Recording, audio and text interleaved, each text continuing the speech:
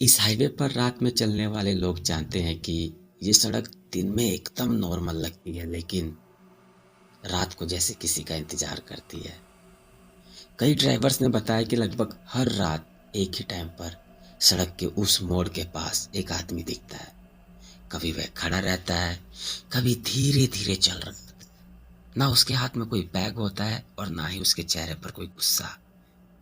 बस एक सवाल जो वह हर किसी से पूछता है, भैया गांव जाने का रास्ता किधर से पड़ेगा। कुछ लोग रुक जाते हैं, कुछ लोग डरते हैं और भाग जाते हैं, पर जो कोई भी रुकता है वह ये मानता है कि उस आदमी की आवाज में जल्दी पहुंचने की जल्दी नहीं, बस देर ना हो जाने का डर रहता है। उस आदमी का नाम था रमेश। गांव के किनारे मिट्टी का घर और घर के अंदर दो बुजुर्ग लोग जो रोज सुबह उठकर सड़क की दूसरी तरफ देखते थे। रमेश उनका इकलौता बेटा था। घर के हालात इतने खराब थे कि कभी कभी रात का खाना सिर्फ चाय और सूखी रोटी के साथ ही खाना पड़ता था। पर माँ का चेहरे पर कभी भी कोई शिकायत नहीं आई। बस एक ही बात कहती थी, बेटा तू ठीक रहना, बाकी सब भगवान देख लेगा। शहर में रमेश कोई हीरो नहीं बना। वह सुबह अंधेरे में उठता और रात को थका हुआ एक छोटे से कमरे में लौट आता।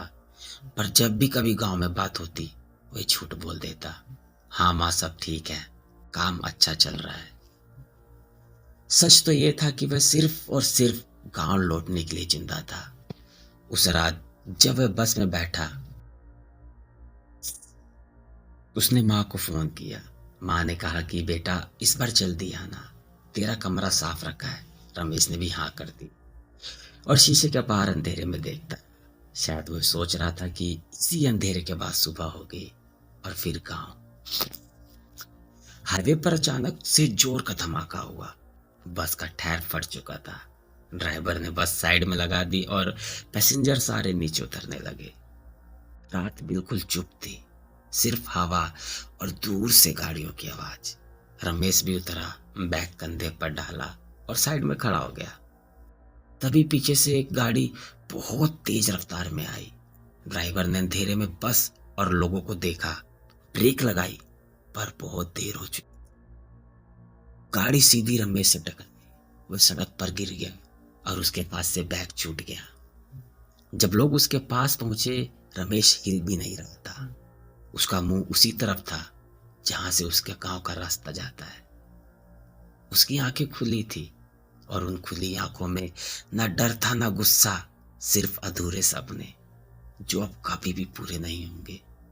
डॉक्टर ने बाद में कहा उसने कुछ महसूस करने से पहले ही जान छोड़ दी, पर उसकी आंखें कुछ और ही कह रही थी। और उस रात के बाद लोगों ने देखा उसी जगह पर एक आदमी खड़ा रहता है। वह किसी को हाथ नहीं लगाता, ना किसी को नुकसान पहुंचाता है, बस पूछता है गांव का रास्ता आ गया क्या। और जब कोई ड्राइवर उसके चेहरे को ध्यान से देखता है तो उसे लगता है कि जैसे वो आदमी आज भी इंतजार में है। जब तक रमेश अपने गांव का रास्ता नहीं देख लेता, वह बस छोड़कर कहीं नहीं जाएगा, क्योंकि कुछ लोग घर पहुंचने से पहले ही मर जाते हैं और कुछ घर के हालात को देखकर मर जाते हैं।